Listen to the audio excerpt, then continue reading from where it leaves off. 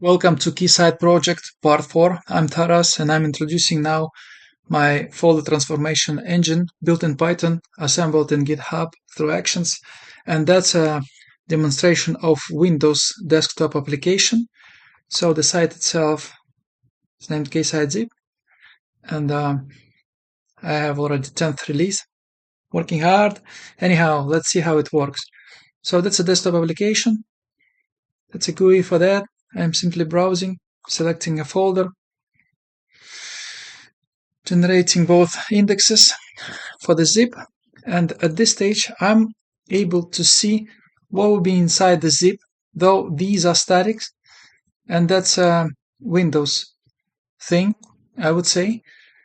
To see the whole content, you have to go back, unzip the zip you made, and it will allow you to see both indexes depicting the content you have zipped.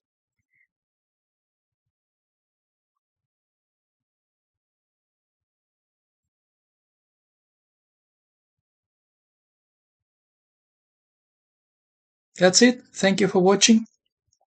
I hope you enjoyed that. And let's see if we could work together on something else. Hit me a message. I would be glad to answer your questions.